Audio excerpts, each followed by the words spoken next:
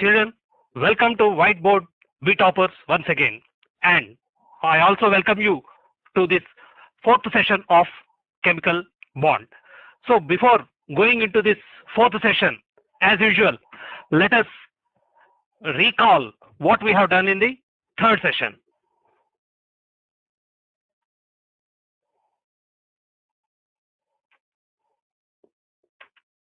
We have discussed the energy criteria.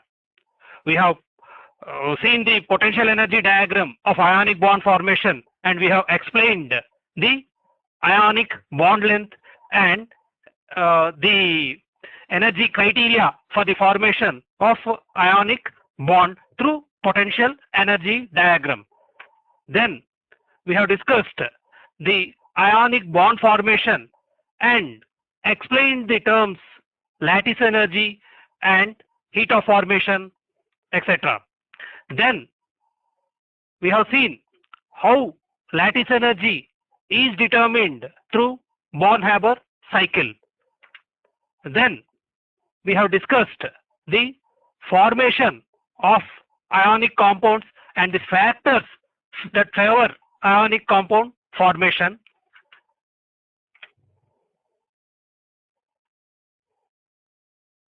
So we have discussed the factors that favor ionic compound formation. Children, now in this session we are going to discuss about covalent bond. What are we going to discuss? We are going to discuss about covalent bond.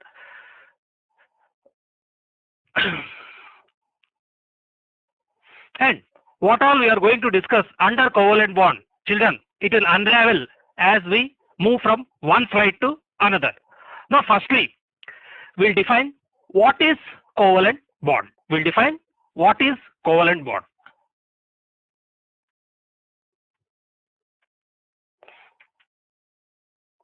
A chemical bond formed by the sharing of a pair of valence electrons between two atoms is called a covalent bond.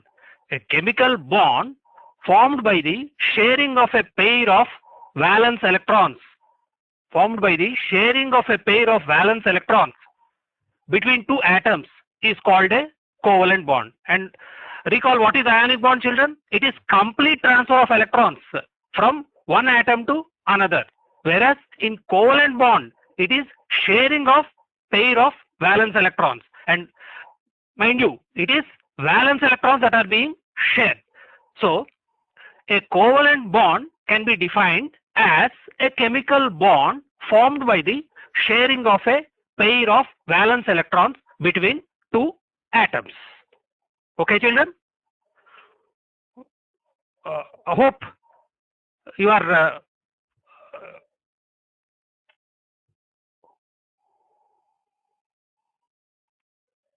you see in the animation how two atoms are approaching and sharing a electron pair. So that is exactly is what is covalent bond. That is exactly is what is covalent bond.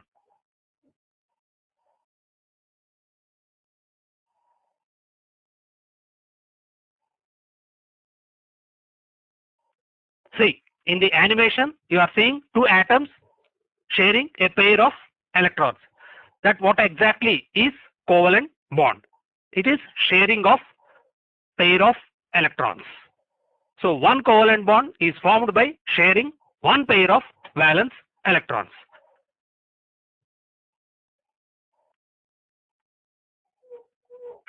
Now, what is this Cooper notation? The structures, that is the covalent structures, are represented, the covalent bonds between atoms are represented by lines or dashes. So this representation of covalent bonds by lines or dashes is called as Cooper structure.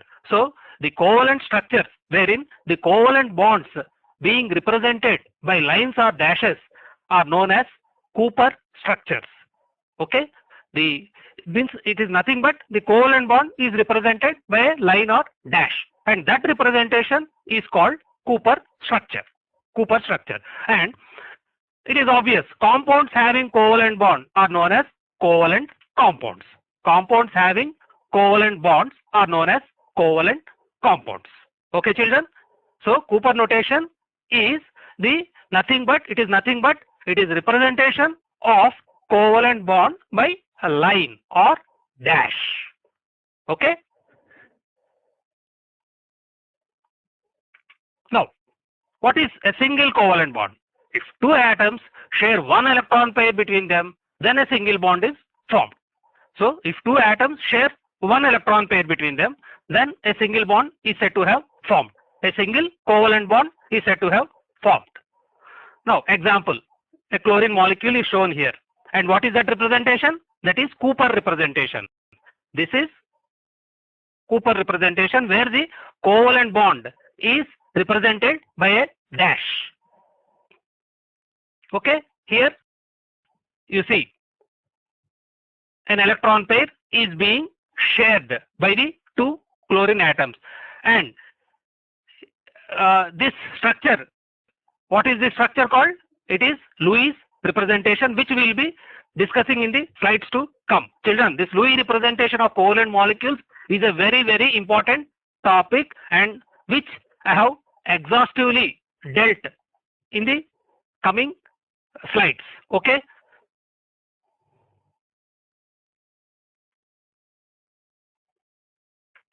Now, what is double covalent bond? See, if two atoms share one electron pair, then it is single covalent bond. Children, now you should be obviously able to answer what is double covalent bond. What is double covalent bond? If two atoms share two electron pairs, then it will be a double covalent bond, isn't it? If two atoms share two electron pairs between them, then a double bond is formed. Example, oxygen. Oxygen. And again, this is again a Cooper representation. So, sharing of two electron pairs. Sharing of two electron pairs between atoms will lead to the formation of a double bond. See, two electron pairs.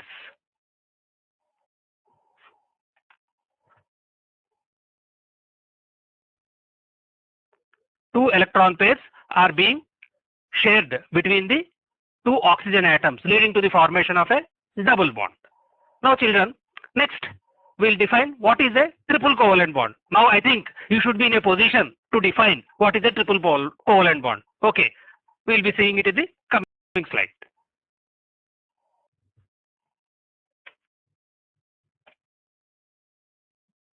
Children, before going into the next slide, I would like to show you an animation on double bond formation.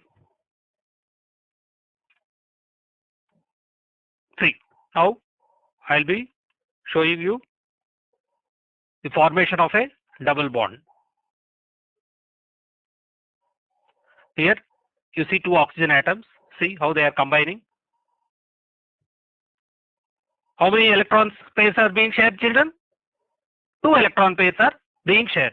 So when two electron pairs are shared, what is the bond that results? A double bond, isn't it? As you see in the picture. And the valence electrons are being shared.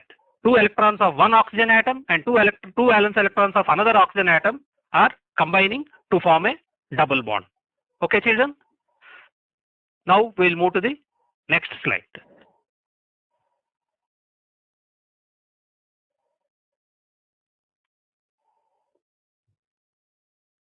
Now, what is a triple covalent bond? I think you will be obviously able to answer. A triple covalent bond is if two atoms share three electron pairs between them, then a triple bond is formed. Example, nitrogen. See, here I have given the Cooper representation of nitrogen molecule where three electron pairs are being shared between the two nitrogen atoms. So there are three bond pairs between the two nitrogen atoms, resulting in the formation of a triple bond.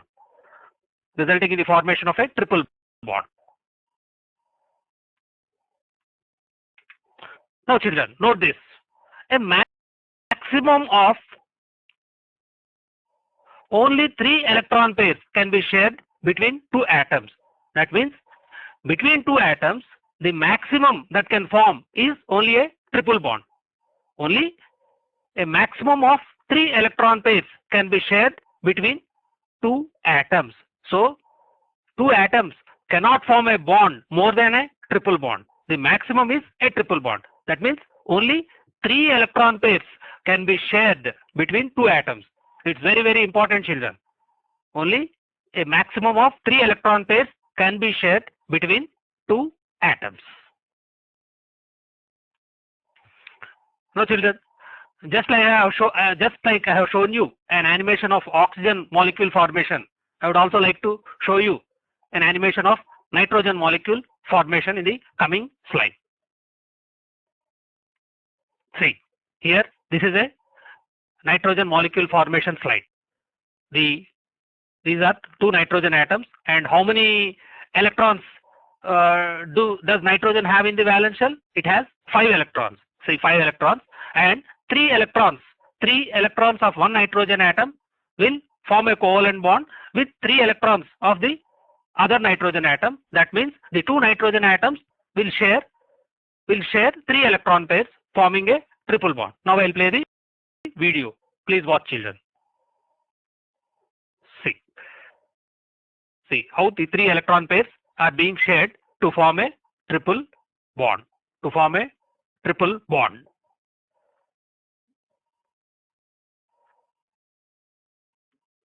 Okay, children.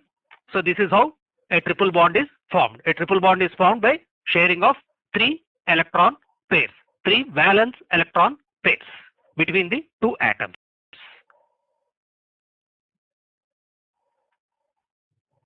Now children, we'll go to the next slide. Covalency. What is covalency? Have you heard this term, children? What is covalency? We'll define what is covalency. Covalency is the total number of covalent bonds that an atom of an element forms is called the covalency of the element. So the number of covalent bonds that an atom of an element forms in a compound is called the covalency of the element. For example, what is this, children? What is this molecule? It is methane. Now, what is the covalency of carbon in this? What is the covalency of carbon in methane, children? What is the covalency? How many covalent bonds is carbon forming? 4 covalent bonds. 4 covalent bonds. Therefore, the covalency of carbon is 4. The covalency of carbon is 4.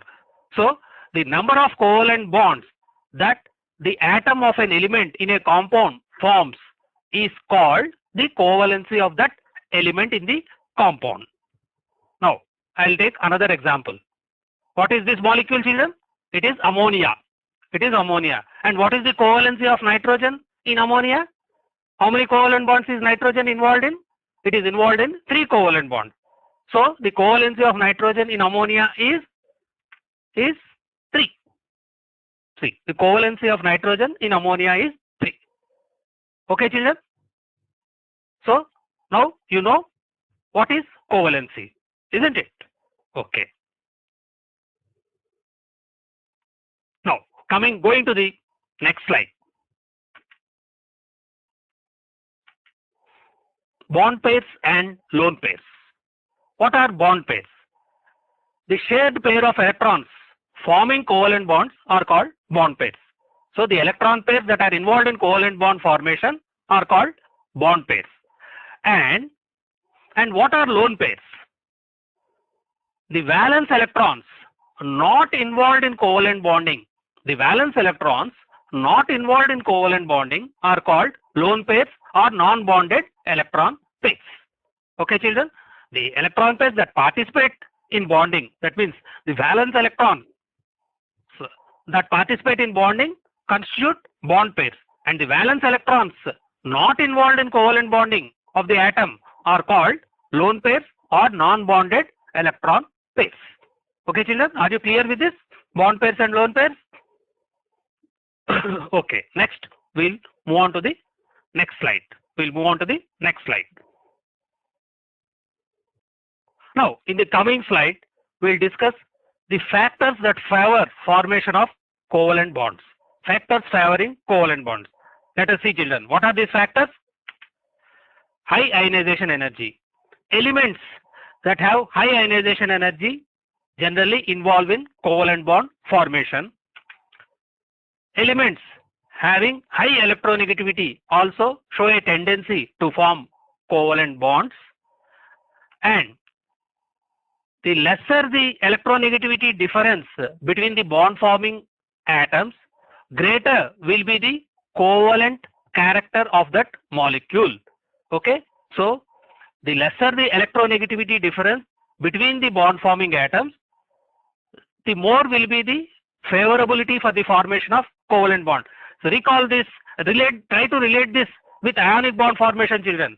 In ionic bond formation, low ionization energy favors ionic bond formation, isn't it? Low ionization energy of electropositive metal and high electronegativity of electronegative element, they favor ionic bond formation. In case of covalent bond, high ionization energy, both the atoms should have high ionization energy, and in the same way both the atoms should have high electronegativity for covalent bond formation, and the bond forming atoms should also have lesser electronegativity difference. The lesser the electronegativity difference between the bond forming atoms, greater is the covalent character of that molecule.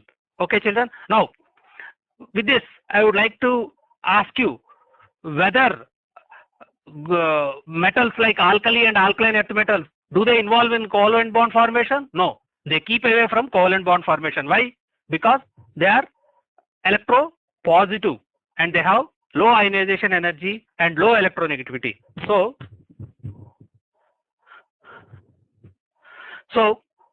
the electropositive metals, that is alkali and alkaline earth metals, do not involve in covalent bond formation. Then which are the elements that form show a tendency to form covalent bonds? It is mostly the non-metals like oxygen, carbon, halogens, hydrogen, sulfur, etc., and most importantly the organic compounds, that is the compounds of carbon. There are millions of organic compounds and mostly all of these are covalent compounds. Okay, children, it is these three: high ionization energy, high electronegativity, and less electronegativity difference between the bond forming atoms are the three conditions that favor covalent bond formation. Okay. Now, children, in the coming slide, we'll see what are the factors that favor covalent bond formation. Factors favoring covalent bond formation: high ionization energy, high electronegativity, less electronegativity difference between the bond forming atoms. So these are the three factors that favor covalent bond formation. So now I have one question, children. Do alkali and alkaline earth metals involve themselves in covalent bond? No, because they are electropositive. They have low ionization energy and low electronegative values. Then what are the elements that participate in covalent bond formation, children? It is mostly non-metals. Non-metals like oxygen, hydrogen, halogens, that is fluorine, chlorine, bromine, etc., sulfur, nitrogen. All these participate in covalent bond formation. And children, one important thing, the compounds of carbon which constitute the organic chemistry, the compounds of carbon along with hydrogen and oxygen, which forms millions of organic compounds. These carbon compounds, which are the organic compounds, which run in millions of compounds, which run into millions of numbers, are basically they are covalent compounds. Okay, children. So all organic compounds, that is the compounds of carbon along with hydrogen, oxygen, sulfur, nitrogen, etc., all these organic compounds, most of these organic compounds are covalent compounds. Okay, children, it is mostly the non-metals form covalent compounds. Okay, children, these are these three factors: high ionization energy, high electronegativity, and less electronegativity difference between the bond forming atoms. These are the three factors that favor covalent bond formation. Now,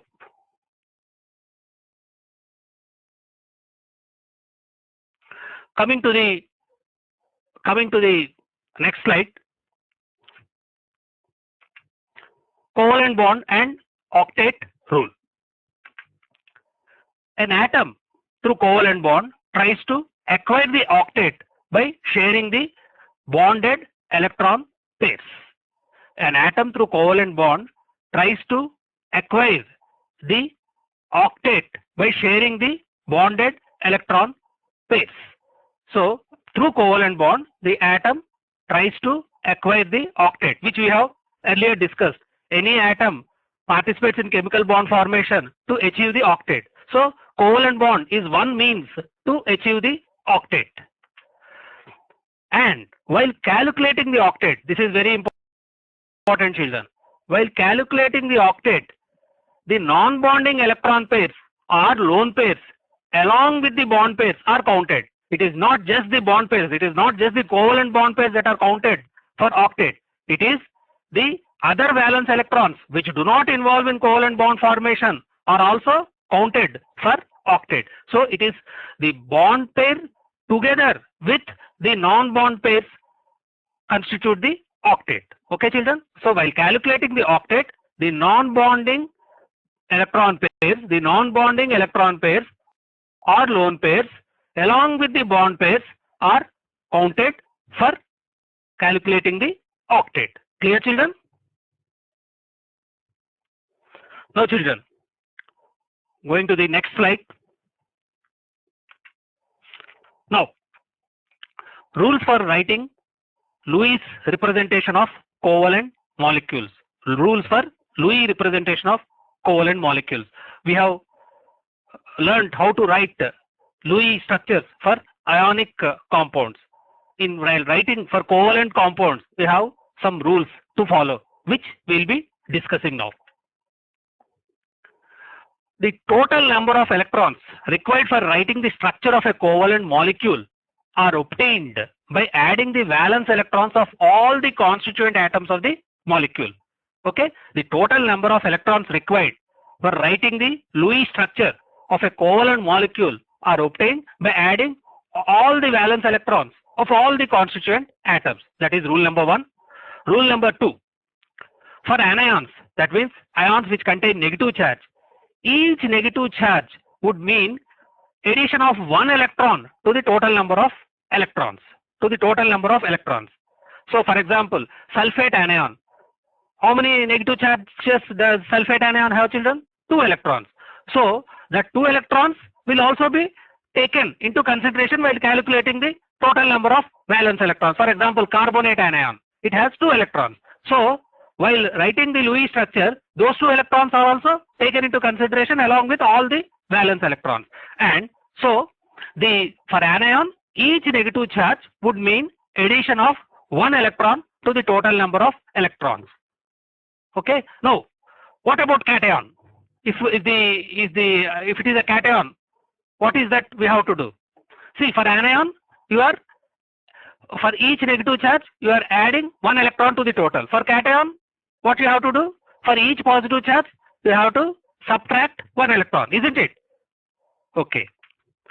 So, for cation, each positive charge would mean deduction of 1 electron from the total number of valence electrons, and that is rule number 3. Rule number 4. Knowing the symbols of the elements constituting the molecule, the skeletal structure of the molecule is written.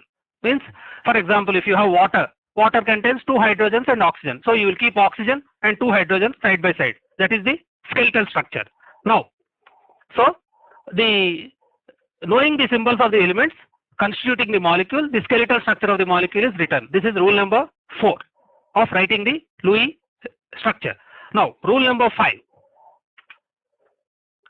The least electronegative atom is taken as the central atom, and the remaining atoms are joined to the central atom as single bonds. Children, this is generally the case, but not, it is not, there is no hard and fast rule that only the least electronegative atom should be the central atom. Generally it is taken like that. Okay, for example, in water, what is the central atom? Oxygen, though it is more electronegative than hydrogen. Generally, the least electronegative atom is taken as the central atom, and the remaining atoms are joined to the central atoms as single bonds. So that is the first thing that you have to do. Remaining atoms first are joined by single bonds. Means each single bond will take 2 electrons. Then what you will do with the remaining electrons? So each single bond constitute one shared pair of electrons. Okay. Then after accounting for the shared pair of electrons for single bonds, just after writing the single covalent bonds, then what you will do with the remaining electron pairs or remaining valence electrons? After accounting for the shared pair of electrons for single bonds, the remaining electron pairs or the total number of valence electrons are either utilized for multiple bonds or they are made to remain like that as non-bonded electrons or as lone pairs. Children, very important. After accounting for the shared pair of electrons for single bonds, the remaining electron pairs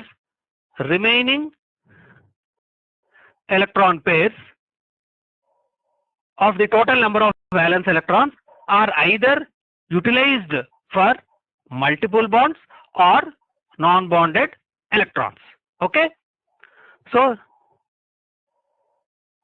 this is the one important rule for writing the Lewis representation. Now next,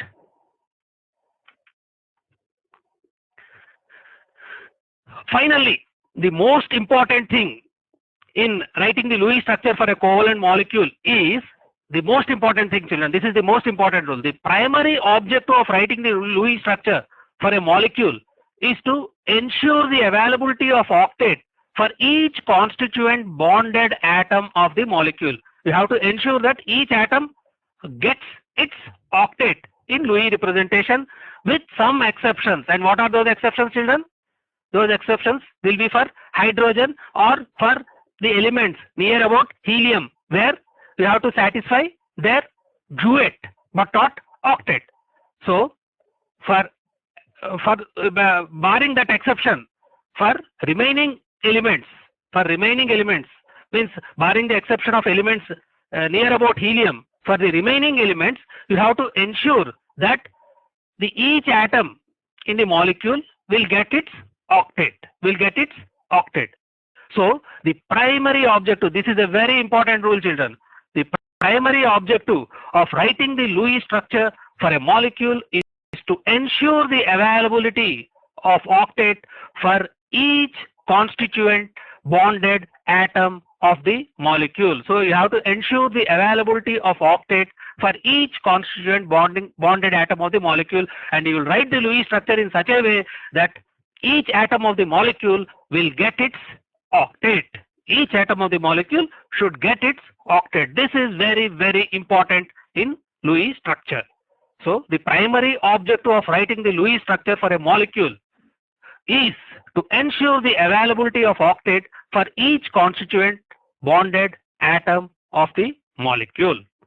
So these are the rules for Lewis representation of covalent molecules, children.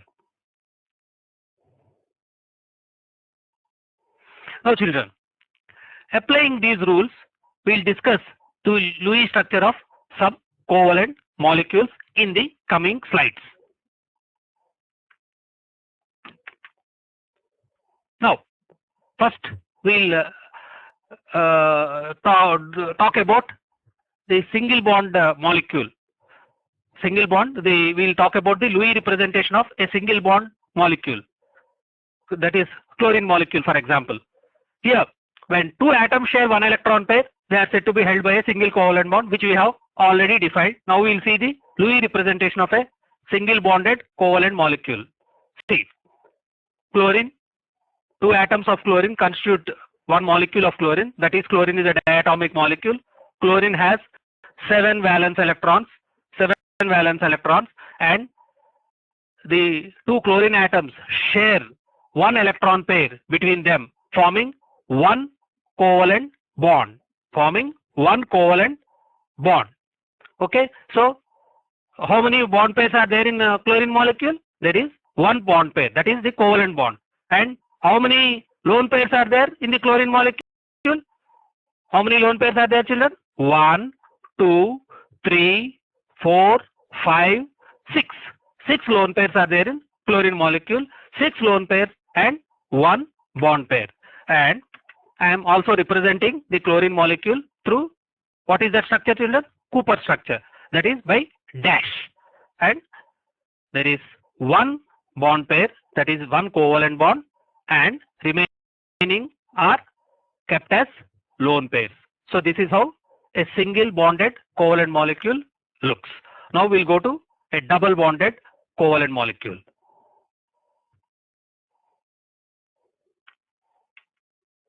Again, when two atoms share 2 electron pairs, the covalent bond between them is called a double bond. See, here I have taken example of oxygen. See, oxygen has how many valence electrons? 6 valence electrons, out of which 2 electrons of each oxygen atom are involved in bond formation, forming a double bond. So there are 2 bond pairs. And how many lone pairs are there? 1, 2, 3, 4. There are 4 lone pairs in oxygen molecule and 2 bond pairs. And this is the Cooper representation. Now we'll go to the triple bond representation.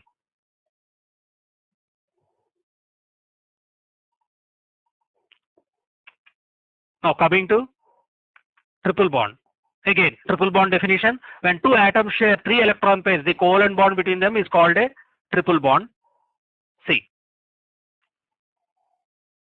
nitrogen has how many valence electrons? Nitrogen has 5 valence electrons, and out of those 5 valence electrons, 3 valence electrons are being shared with 3 valence electrons of other nitrogen atom, forming a nitrogen molecule having 3 bond pairs or 3 covalent bonds or a triple bond.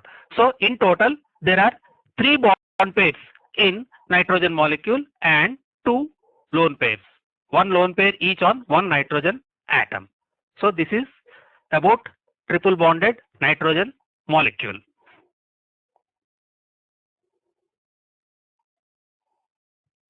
So children, I think it's time now to wind up this session, as I have already taken about 30 minutes. So I think it's time to wind up. So before winding up this session, I would just like to recall of what we have done in this session, what we have learned in this session. Okay children, we'll recall of what we have learned in this session. So summarizing of what we have learned what is covalent bond. We have defined covalent bond. What is covalent bond? It is a bond formed by sharing an electron pair between 2 atoms. Then we have learned about the types of covalent bond, that is about single covalent bond, double covalent bond, triple covalent bond.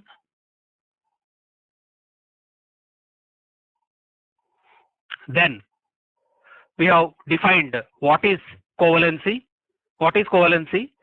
Children, what is covalency? Covalency is the number of covalent bonds that atom of a molecule participates in. Then we have seen what are bond pairs and lone pairs. Then we have studied what are the factors that favor covalent bond formation. Then we studied the most important thing of the rules for writing the Lewis structures. We have elaborately discussed the rules for writing Lewis structures. Then we have discussed about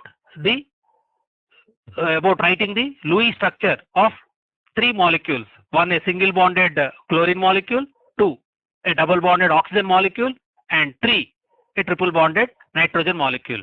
We'll discuss some other covalent molecules, means we will discuss about writing the Lewis structures of some other important covalent molecules in the next session. Okay, children, for this session, this is enough, and I would like to say goodbye to you at this point of time. Thank you, and wish you